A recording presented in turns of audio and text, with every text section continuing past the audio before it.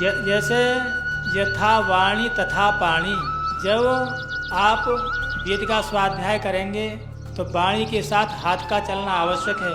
यदि उसमें कहीं वैगुण हुआ और जहाँ जो स्वर लगना था वो नहीं लगा, उसमें व्यत्यास हो गया, विपरीत हो गया, व्यतिक्रम हो गया, तो वो जो है सांवृदग्धा यजु साम अथर्व कुछ भी हो, वियोनि मद गच्छति, वही आपको कियोनि में ले जाएगा, अर्थात सूकर कुकर के योनि में ले जाएगा। इतना भयंकर पाप है। वैसे ही यदि आपने स्वाहा के साथ आहुति नहीं लगी तो क्या प्रायश्चित है? तो फिर मनोज्योतिर के द्वारा उसका जो प्रायश्चित करना पड़ेगा। तो जैसी वाणी है उसके अनुसार जो आहुति लगनी चाहिए। यदि आहुति नहीं लगी तो फिर जो है उसमें वैगुण हो जाएगा। जैसे स्वाहा बोला उसके साथ आहुति हवन में पड़नी ही चाहिए। जपे होमे मखे श्राद्धे अभिषेके पितृकर्मणि हस्तस्वम कुर्वीतो संध्यादौ दीप पूजने। ये विषय गंभीर है। यद्यपि जो है यज्ञ में यज्ञ क्रियायाम मंत्र एक श्रुति स्यात्, यज्ञ क्रिया मंत्र एक श्रुति होता है, उसमें हाथ से स्वर न चल करके मुंह से स्वर चलते हैं, मुंह से उच्चारण होता है। किंतु उसमें क्रिया है, जो क्रिया कर रहे हैं उनके लिए निषेध है। जैसे उपाचार्य वगैरह हैं उनके लिए निषेध है, बाकी अन्य लोग कर सकते हैं। इसमें बहुत बड़ी मीमांसा चली थी। इसमें महादेव शास्त्री जी, बैकुंठ जी वगैरह सब थे। तो यज्ञ क्रिया में जो क्रिया में सम्मिलित लोग हैं उनका हस्त संचालन निषेध है, बाकी स्वर पूर्वक स्वाध्याय कर सकते हैं। और हवन के समय अथवा स्नान के समय, भोजन के समय जो वार्ता की जाती है उसका फल बतलाते हैं। स्नातश्च वर्णस्तेजो जुगतोग्नि श्रियम हरेत भुंजानस्य इमस्त्वायुष तस्मान व्यवहरेत त्यसुः। स्नान के समय यदि आप बोलोगे तो वरुण देवता तेज का हरण करेंगे, और अग्नि के समय आहुति देते समय यदि आपने उच्चारण किया तो आपकी जो श्री है, शोभा है, वो अग्नि देवता हरण कर लेंगे। और भोजन करते समय यदि आपने उच्चारण किया तो आपका तेज यमराज हरण कर लेंगे। तो तीनों जगह जो है आपके लिए मौन रहना है, बहुत आवश्यक है। और हवन के मध्य में यदि कोई हो जाए तो सूत्राचम्य करिए।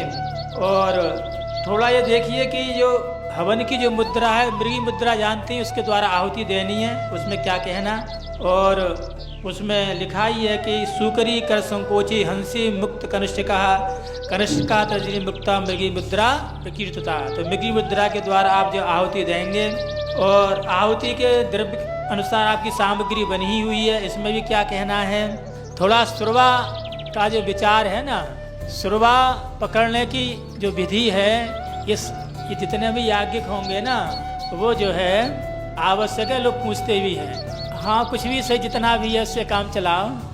हाँ, यद्यपि जो है इसमें अग्निम सोम च सूर्यम च रुद्रम जय प्रजापतिम षष्टम देवत्यम देवता सर्वसदानी के अलग अलग नामकरण भी हैं। और ये सुरवा धारण की जो विधि है, अग्नि स्थापन जैसे तापम चंद्रम कलेश मिचो, तो ये इसमें अचल जी विशेषज्ञ हैं ही, इसलिए जिस विधि से धारण करना चाहिए वह विधि उसका धारण कर रहे हैं। और सुरवा की जो उपयोगिता है वह है ही, उसमें कोई बात ही नहीं है। किंतु इन्हें थोड़ा बताओ क्या है, उसको दिखा दो।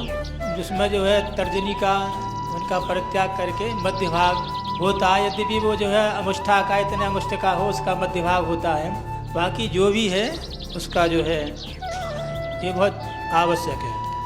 और ये सुरवा का जो विधान है उसके अनुसार आपने नहीं पकड़ा तो उसकी हानि भी सुन लो।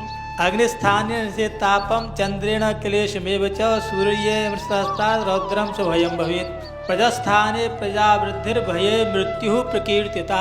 केवल इसीलिए तो नहीं यज्ञ से समोरिपु, यज्ञ के समान कोई शत्रु नहीं है। शत्रु आपके लिए वध करने की बहुत सी योजना बनाएगा, यहाँ तक आहुति देते ही काम हो जाएगा। आचार्य यजमान का कहीं भी अविधि हुई वहीं खेल समाप्त है।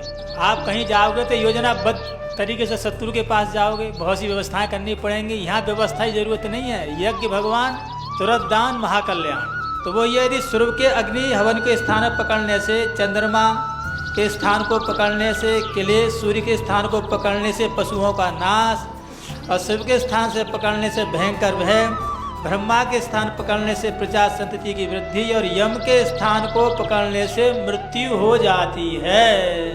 ये इसका फल है। इसलिए मध्य भाग और इसको परित्याग करके यज्ञ पुरुष भगवान की जय। जय।